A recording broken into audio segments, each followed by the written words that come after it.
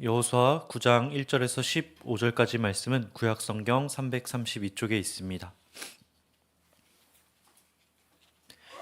이 말씀 한 절씩 돌아가면서 읽고 마지막 절 함께 읽도록 하겠습니다. 이후에 요단 서쪽 산지와 평지와 레바논 앞 대해 연안에 있는 헷사람과 아모리 사람과 가나안 사람과 브리스 사람과 히윗 사람과 여부스 사람의 모든 왕들이 이 일을 듣고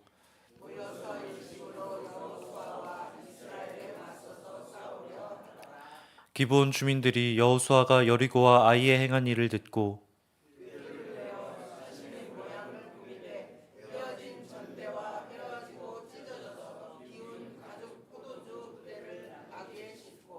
그 발에는 낡아서 기운 신을 신고 낡은 옷을 입고 다 마르고 곰팡이가 난 떡을 준비하고 그가 진영으로 가서 여호수아에게 이르되 이스라엘 사람들에게 이르되 우리는 먼 나라에서 왔나이다. 이제 우리와 조약을 맺읍시다 하니 이스라엘 사람들이 히위 사람에게 이르되 너희가 우리 가운데 거주하는 듯하니 우리가 어떻게 너희와 조약을 맺을 수 있으랴 하나 그들이 여호수아에게 이르되 우리는 당신의 종들이니 그들에게 묻되 너희는 누구며 어디서 왔느냐 하니 그들이 여호수아에게 대답하되 종들은 당신의 하나님 여호와의 이름으로 말미암아 심히 먼 나라에서 왔사오니 이는 우리가 그의 소문과 그가 애굽에서 행하신 모든 일을 들으며 또 그가 요단 동쪽에 있는 아모리 사람의 두 왕들 곧 에스본 왕 시온과 아수다롯에 있는 사람 옥에게 행하신 모든 일을 들었음이니이다.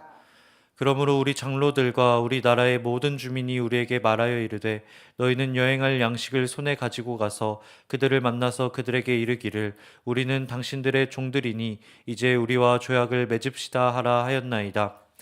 우리의 이 떡은 우리가 당신들에게로 오려고 떠났던 날에 우리들의 집에서 아직도 뜨거운 것을 양식으로 가지고 왔으나 보소서 이제 말랐고 곰팡이가 났으며 또 우리가 포도주를 담은 이 가죽 부대도 새 것이었으나 찢어지게 되었으며 우리의 이 옷과 신도 여행이 매우 길었으므로 낡아졌나이다 한지라. 우리가 그들의 양식을 취하고는 어떻게 할지를 여호와께 묻지 아니하고 여호수아가 곧 그들과 화친하여 그들을 살리리라는 조약을 맺고 회중 족장들이 그들에게 맹세하였더라. 아멘. 여리고와 아이성에서의 승리는 이스라엘에게 잊을 수 없는 경험이었을 것입니다. 거대한 성이 무너지고 또 패배했던 아이성마저 다시 정복하게 된 순간 이스라엘은 자신들이 가나안 전체를 뒤흔들 수 있을 거라고 생각했을 것입니다. 그러나 성경은 그 과거의 승리가 우리의 마음을 지켜주지 않는다고 이야기합니다. 어제의 승리가 나의 오늘의 영적 상태를 보장하지 않는다라고 하는 것이죠. 도리어 어제의 승리 뒤에 찾아오는 안도감과 또 오늘 연합군이 모여서 우리를 치료한다는 그 압박감이 이스라엘의 마음을 흔들고 있는 것을 보게 됩니다. 승리 이후 찾아온 안일함, 그리고 눈앞의 위기에서 밀려오는 그 조급함이 묘하게 섞여서 이스라엘은 그들에게 말씀하시는 하나님께 청종할 생각을 하지 못합니다. 그런데 주목할 것이 있습니다. 그것은 흔들린 게 이스라엘만이 아니었다라고 하는 거예요. 1절과 2절 말씀은 먼저 여리고와 아이성 패배의 소식을 들은 가나안 왕들의 모습을 보여주고 있습니다. 가나안의 여러 왕들은 여리고와 아이성에서 일어난 일을 분명히 들었을 거예요. 그들의 귀에 하나님의 능력이 분명하게 전달되었다라고 하는 것이죠. 그분이 어떻게 그 성을 무너뜨리셨는지, 패배한 백성을 그리고 어떻게 회복시키셨는지 그 소식을 말입니다. 그런데 그 소식을 들은 이들의 반응은 무엇이었습니까? 2절 말씀, 모여서 일심으로 여호수아와 이스라엘에 맞서 싸우려 하더라. 하나님의 심판이 밝히 드러났음에도 불구하고 하나님의 능력이 눈앞에 보여졌음에도 불구하고 그들이 보인 반응은 무엇이었느냐? 하나님께 무릎 꿇지 않고 도리어 대항하더란 것입니다. 하나님이 자신을 계시하시고 심판이 눈앞에 있음에도 돌아서지 않는 것, 이것이 바로 가나안 왕들의 마음이었다라고 하는 것이죠. 하나님은 여리고 주민 모두를 진멸하라는 그 명령 가운데서도 돌이킨 라합을 어떻게 하셨습니까? 그 라합을 살리셨다라고 하는 거예요. 라합이 어떤 배경을 가진 사람인지 어디 소속이었는지는 중요하지 않았습니다. 하나님을 두려워하는 것을 넘어서 하나님을 경외하는 자가 되었을 때 하나님은 그 라합을 살리라고 명령하십니다. 그렇다고 한다면 가나안 왕들도 마찬가지이지 않았겠습니까? 그들도 라합과 같이 하늘과 땅의 하나님은 오직 여호와 한 분뿐이십니다 라고 고백하고 엎드렸다라고 한다면 하나님께서 그들을 어떻게 대우하셨을까요? 긍휼이 많으신 주님께서는 분명히 그들을 살리셨을 것입니다. 종종 우린 어떻게든 하나님을 거역하려고 합니다. 그분의 음성을 듣고도 움직이지 않으려고 해요. 어떻게든 그분의 뜻을 돌이키려고 합니다. 그러나 하나님의 뜻은 변하지 않아요. 변하지 않을 뿐 아니라 그분의 뜻은 온전하며 저와 여러분을 완성시켜 가십니다. 그런 그분의 뜻 앞에 우린 어떤 반응을 보여야 되겠습니까? 라합과 같이 그분 앞에 엎드리며 순종할 수 있는 저와 여러분 되길 주님의 이름으로 간절히 축복합니다. 가나안 왕들이 계시 앞에 돌이키지 않는 완고함을 보였다라고 한다면 이제 본문은 또 다른 집단을 무대에 등장시키는 것을 보게 됩니다. 바로 기브온 족속들이에요. 이들은 아이성에서 10km, 다시 말해 얼마 되지 않는 거리에 사는 민족들이었습니다. 그러나 이들은 자신들이 멀리서 온 것처럼 꾸미고 와서 하친을 맺고 살아남으려고 해요. 4절 말씀입니다. 꾀를 내어 사신의 모양을 꾸미되 헤어진 전대와 헤어지고 기운 가죽 포도주 부대를 나귀에 싣고 그 발에는 낡아서 기운 신을 신고 낡은 옷을 입고 다 마르고 곰팡이가 난 떡을 준비하고. 이스라엘이 이들을 통해 본 것은 무엇이었나요? 기브온의 해진 모습이었습니다. 낡은 신발과 가죽 부대, 곰팡이가 핀 떡. 이들을 보고 이스라엘이 생각한 것은 무엇이었느냐? 이들이 정말로 멀리서 왔구나 라는 정보였어요. 그러나 이들이 여기서 떠올려야 될 말씀이 있었습니다. 눈에 보이는 그것을 넘어서 기억해야 될 말씀이 있었다라고 하는 것이죠. 신명기 29장 5절 말씀 읽어드리겠습니다. 주께서 40년 동안 너희를 광야에서 인도하셨거니와 너희 몸의 옷이 낡아지지 아니하였고 너희 발의 신이 헤어지지 아니하였으며. 40년간 이스라엘이 그 광야를 전진할 때 하나님은 이들의 옷이 닳지 않게 하셨어요. 신발이 전혀 헤어지지 않게 하셨다라고 이야기하고 있습니다. 그런데 기브온이 보여준 모습은 무엇입니까? 낡고 헤어진 옷이었어요. 곰팡이 핀 떡을 보여주었다라고 하는 것이죠. 하나님이 매일같이 내려주셨던 그 만나와는 대조되는 모습인 것입니다. 이것을 보고 이스라엘이 기억해야 하는 모습은 무엇이었겠습니까?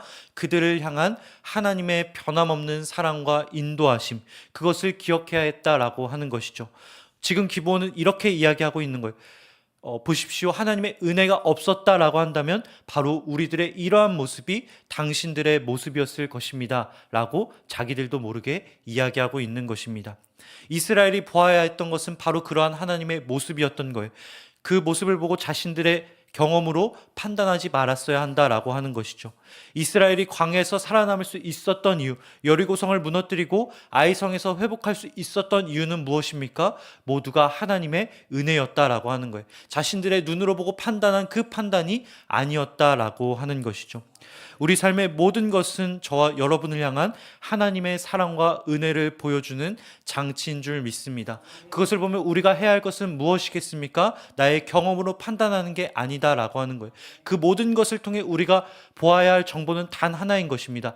그렇구나. 우리를 지켜주시는 분이 하나님 여호와이시구나. 그분 없이 우리는 헤어질 수밖에 없겠구나 라는 것을 기억해야 한다라고 하는 것입니다.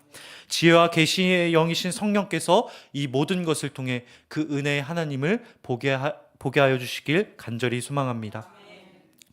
기브온의 모습에서 이스라엘이 보아야 했던 것은 오직 하나님의 은혜뿐이었습니다. 그런데 그러지 못해요. 이스라엘이 그 은혜를 보지 못하는 것을 보게 됩니다. 눈에 보이는 판단에만 머물고 어떻게 하면 우리에게 이득이 될 수 있을까? 저 앞에 적들이 저렇게 우리를 대항해서 연합하여 친치고 있는데 하나라도 우리 편으로 만들어야 되지 않을까? 인간적인 생각이 그들을 지배하는 것을 보게 됩니다. 이들이 무엇을 놓쳤는지 우리 7절 말씀 읽어드리겠습니다. 이스라엘 사람들이 히윗 사람에게 이르되 너희가 우리 가운데 거주하는 듯하니 우리가 어떻게 너희와 조약을 맺을 수 있으랴 하나. 사실 겉으로 보기에는 이들의 모습이 신중해 보이기도 합니다. 그런데 문제는 무엇이냐? 이들이 사람에게만 물었다라고 하는 거예요. 사람에게만 물을 뿐 하나님께 묻지 않는 것을 보게 됩니다. 하나님의 뜻은 확인하지 않았다라고 하는 것이죠. 이들의 질문은 외형과 상황과 정보 모두 눈으로 보이는 영역에 한정되는 것을 보게 됩니다. 그러나 여기에서 제일 중요한 것은 무엇이었습니까? 주님, 우리가 이들과 화친을 맺어도 되겠습니까? 내지는 과거에 주님께서 이것에 대해 우리에게 어떻게 말씀하셨는지를 기억하는 것, 그것이 이들이 해야 할 태도였다라고 하는 것이죠. 우리의 모든 것을 아시며 신실하신 하나님께 묻지 않는 대형 사고를 이스라엘이 저질렀다라고 하는 것입니다.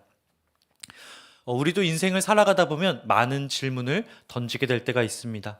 그 사람은 정말 믿을 만한 사람인가? 이 결정이 옳은 선택인가? 이 길이 정말 괜찮은 길인가? 그런데 대부분 우리는 그에 대한 답을 어디에서 찾느냐? 눈에 보이는 데서, 그리고 주변 사람들에게서 찾더란 것입니다. 그러나 우리가 질문을 던져야 할 대상은 어디 있냐? 바로 하나님 한 분뿐이라고 하는 것이죠. 우리의 눈으로 보이는 것, 그리고 나의 경험으로 판단하지 않는 것. 마치 아브라함이 눈에 보이는 것으로 판단하지 않고 나에게 이삭을 주실 것을 확신했던 것처럼 신실하신 하나님을 믿고 그 약속을 신뢰하며 말씀 앞에 나아가는 것이 우리에게 필요한 태도라고 하는 것이죠. 오늘 말씀 7절 말씀은 기브온 사람들을 가리켜 히위인들이라고 이야기합니다. 이것이 우리에게 분명히 전달해 주는 바가 있어요. 신명기 7장 1절과 2절 말씀입니다. 내 하나님 여호와께서 너를 인도하사 내가 가서 차지할 땅으로 들이시고 내 앞에서 여러 민족 헷 족속과 기르가스 족속과 아모리 족속과 가나안 족속과 브리스 족속과 히위 족속과 여부스 족속 곧 너보다 많고 힘이 센 7 족속을 쫓아내실 때에 내 하나님 여호와께서 그들을 내게 넘겨 내게 치게 하시리니 그때 너는 그들을 진멸할 것이라. 그들과 어떤 언약도 하지 말 것이요 그들을 불쌍히 여기지도 말 것이며. 여기서 주님은 분명 히위 족속을 뭐라고 말씀하시느냐? 진멸의 대상이라고 말씀하셨습니다.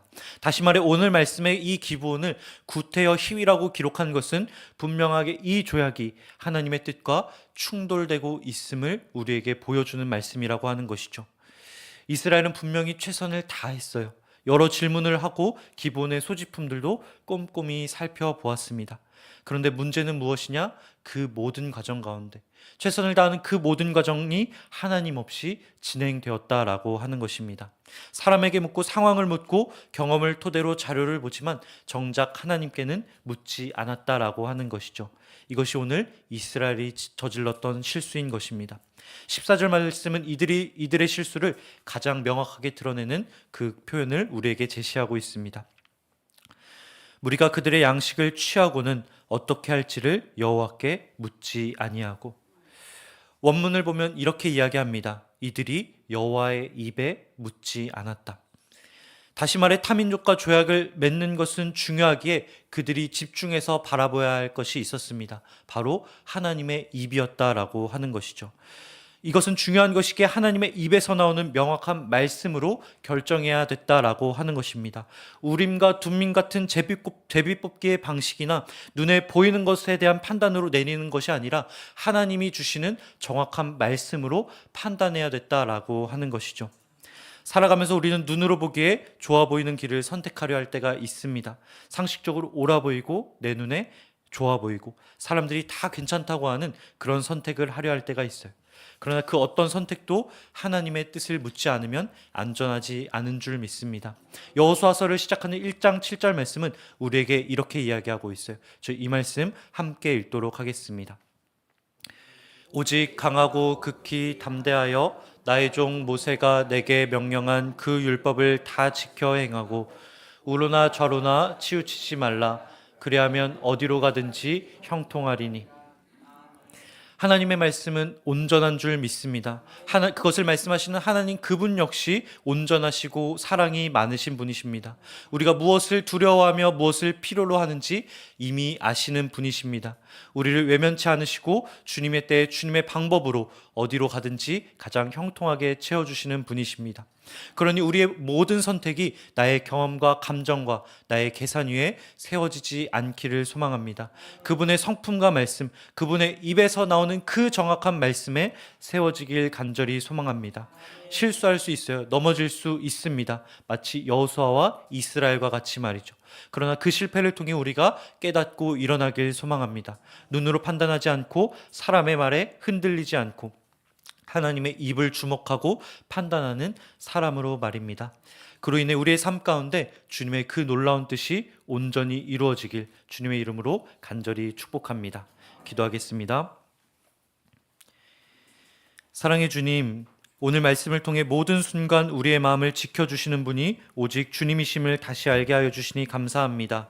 광야에서 옷이 닳지 않게 하여 주시고 신발이 헤어지지 않게 붙드셨던 것처럼 우리의 삶도 은혜로 보존하여 주시는 주님, 이제 우리가 사람에게 묻고 상황을 바라보던 것을 넘어서 주님의 입에 주목하는 자들 되게 하여 주옵소서. 우리의 판단보다 주님의 뜻을 우선하게 하여 주옵시고 나의 경험보다 주님의 말씀이 기준되게 하여 주시어 모든 순간 선하시며 온전하신 주님의 뜻이 무엇인지 묻고 따르는 주의 백성들 되게 하여 주옵소서. 때로는 삶의 치열함과 압박이 우리를 짓누릅니다. 그로 인한 잘못된 판단을 내리고 싶은 마음이 들 때가 있습니다. 성령님, 그러할 때 우리를 붙잡아 주셔서 그때에도 우리를 바라보고 계시는 그 주님을 바라볼 수 있는 믿음의 눈이 열리게 하여 주옵소서. 감사드리며 이 모든 말씀 우리 주 예수 그리스도의 이름으로 기도드립니다. 아멘. 하늘에 계신 우리 아버지, 아버지의 이름을 거룩하게 하시며 아버지의 나라가 오게 하시며 아버지의 뜻이 하늘에서와 같이 땅에서도 이루어지게 하소서. 오늘 우리에게 일용할 양식을 주시고 우리가 우리에게 잘못한 사람을 용서하여 준 것 같이 우리 죄를 용서하여 주시고 우리를 시험에 빠지지 않게 하시고 악에서 구하소서. 나라와 권능과 영광이 영원히 아버지의 것입니다. 아멘. 이 시간 함께 기도하실 때 주님, 내가 오늘 주님의 입을 바라보게 하여 주옵소서. 나의 생각과 판단에 앞서 주님을 바라볼 수 있게 하여 주옵시고 삶의 치열함과 압박이 주님의 음성을 듣지 못하게 하는 장애물이 되지 않게 하여 주옵소서. 그래야 오늘 우리가 주님의 신실하심을 맛보게 하여 주옵소서. 이 시간 함께 우리의 말씀 붙잡고 함께 기도의 자리로 나아가도록 하겠습니다. 함께 기도하겠습니다. 주여,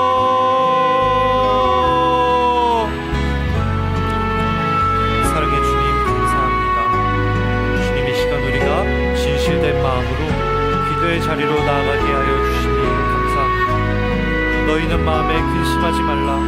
하나님을 믿으니 또 나를